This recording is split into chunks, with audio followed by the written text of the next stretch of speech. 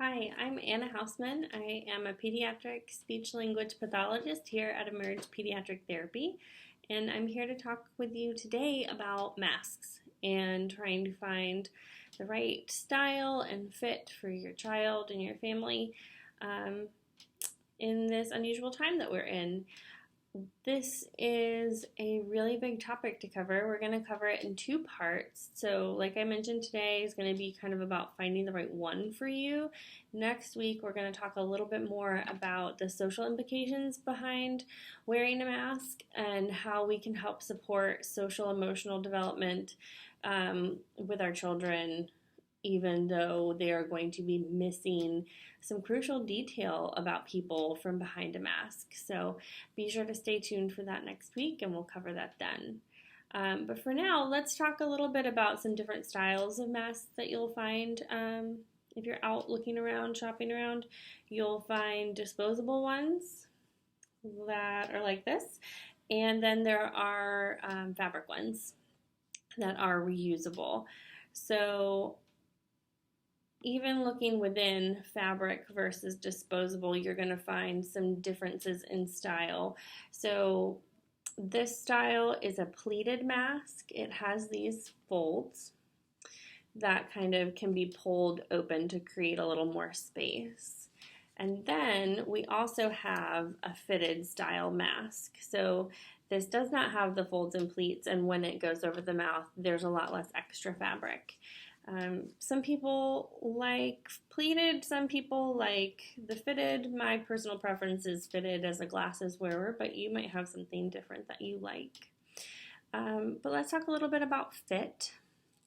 I'm sure if you're on social media, you have seen plenty of memes about how not to wear a mask, but we're going to cover it again anyways.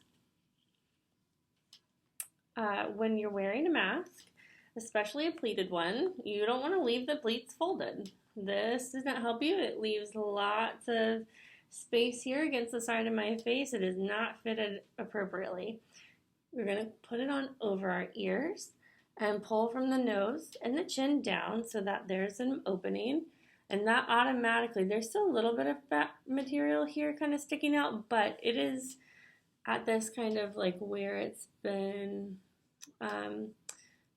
kind of glued together or stamped together along that seam, that's still touching my face. And this one has wires, so I'm going to push them down against my nose. This is going to help keep my glasses from fogging, so that's always helpful. But my kind of fit criteria is all being met here. I have a nice seal across the bridge of my nose and the tops of my cheeks. I have a seal across here, and I have fabric touching underneath my chin. So the purpose of wearing a mask is to help prevent people from spreading germs. These are not N95 masks. They are not going to be super high-tech at being able to filter out things, but they are really beneficial in helping keep us from touching our face quite so much and to help keep the things that are coming out of our mouths, the moisture and droplets and germs from our mouths, help to kind of keep them a little more contained. This is not going to 100% keep you safe from COVID-19, but it is certainly a place to start. So this is kind of the fit that we're looking for. My ears are not being pulled or cupped and causing discomfort, but there's also not slack or give in the ear loops. So all in all, for me, this works really well. They do make these in child size, but if you are finding that you have an ear looped, ear elastic mask on a child and it's not fitting, a lot of times what we'll see are things like this. We see this with a lot of reusable cloth masks too. You can kind of see the shadow of my nose. There is not good seal across here. It's kind of dipping down. For some of our kids, it's totally over their nose. You've just like opened up 50% of the area that we're trying to cover and keep moisture from coming out of. This is not helping anybody, nor is this or this. When we're looking for a mask, we don't want to see this little bit of your nose. It needs to be covered, right? But if you have a small child and that mask doesn't fit, here is one of my tricks. I am giving you permission to cut your elastic. You can cut it to tie it in a knot if you need to, if there's not quite enough elastic to really get a good knot otherwise. For this one, it's stretchy enough. I'm going to just go ahead and tie a knot. I'm going to tie a small knot that will hopefully not totally impact my ability to wear it comfortably on my ear, but now if I was a small child having fit issues, that little tiny knot is right back here and it's taking up any of the slack that may have been here and it's creating that better fit. There are masks that are out there now that have ear loops and they are not elastic, but what they do have is a bead. This one is going to be bigger than what I need, but it's easier to thread on camera. They have a bead that fits pretty snugly, so then you can adjust ear loops to make them bigger or smaller depending on the wearer by adjusting the bead. And I thought that was pretty handy because one of the biggest complaints about elasticated ear loops are that they are either going to be too loose and hard to fit or they're cupping and pulling on the ear. It's uncomfortable. No one in their right mind wants to walk around with their ears pulled like this. So I love the idea of the non-stretchy ear loops that have a bead that can slide and kind of help with that fit. Another mask option is a fitted one with ties. So this is a cloth mask that I made for myself, and it ties at the base of the neck, and it will also tie around the back of my head. This is not everyone's favorite mask because, for vanity's sake, who wants to be dealing with this? But I'm super sensitive and have been prone to headaches. I didn't want anything pulling on my ears, and for some of our children who are super finicky, they're going to be taking ear loops on and off, they're playing with things. This behind the head, this tie, might be the solution for you. It might be more comfortable and cause less fidgeting. An important safety note about masks that have a tie. There have been some out there that look like one long loop and they only have one place to tie rather than two at the top and bottom. It's just one. Those are wonderful and very comfortable. But when we are putting those masks on small children, we want to make sure that we are not leaving them unattended because anything that ties around the neck could potentially be a choking hazard. And while we're on the subject of safety, the CDC is recommending that no child under the age of 2 wear a mask because it's potentially a suffocation risk. So I love the fitted mask for myself because it fits high enough on the bridge of my nose to go under my glasses without the need for wire, which tends to push my glasses out of place. And because my glasses can sit on there, I don't have as much fogging. So this is what's most comfortable for me. It may not work for everyone. It may not be most comfortable for you. And thinking about another hack, something else that I have seen be an issue for a lot of my clients are that they have a mask, but their mask doesn't fit because the ear loops are too tight. And that can be kind of hard, so I've just tied some extra knots to make mine too tight. This is super uncomfortable. It's pulling on my ears, and I'm not going to want to wear this, and I'm an adult, let alone a child. Something that you can do, if you have it on hand, I don't. I'm in the clinic, I don't have it on hand, but if I were at home, I might cut up a small narrow strip of t-shirt material that's super stretchy. This is going to be my t-shirt material.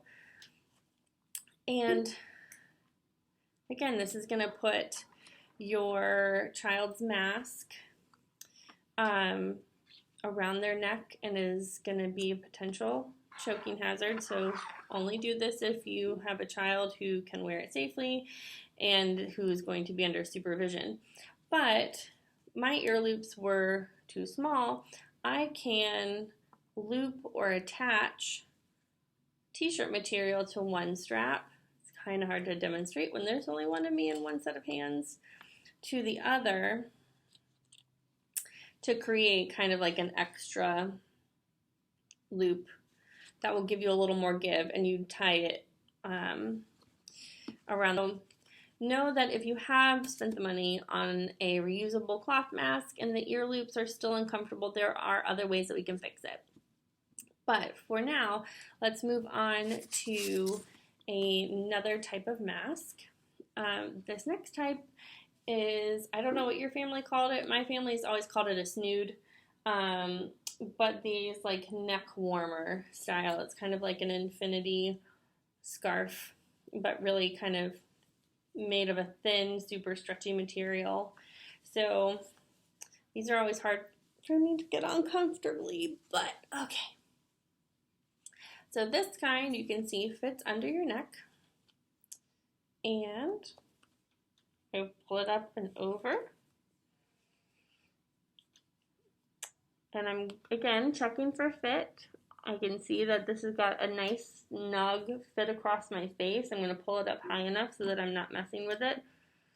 This is going to be lightweight and breathable. This particular one, I will link to the brand, is infused with copper, which is, I think, antibacterial. Not going to stop you from getting corona, but it's a nice feature.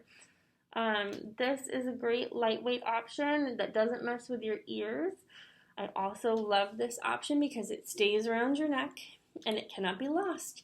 And I know you parents out there have children who can lose just about anything in any amount of time.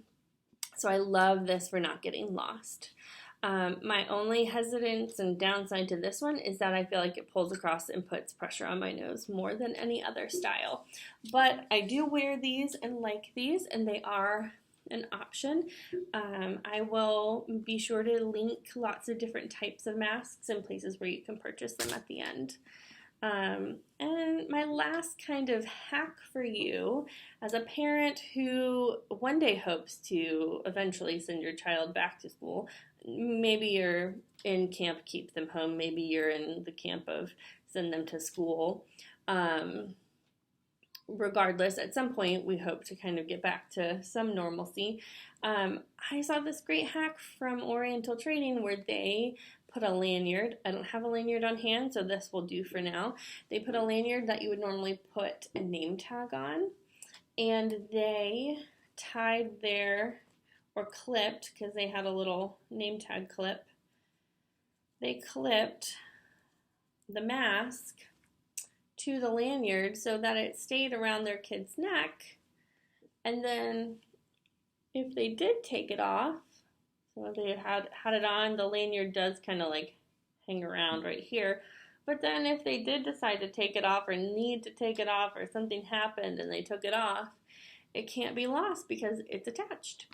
So I will include pictures of lanyards and some links to lanyards for that kind of idea. If you're sending your kid to a camp or if they are going back to school, that's an option for you. Again, it's a rope around the neck, so you need to only use it for children who are old enough to use this safely and it's not a choking hazard.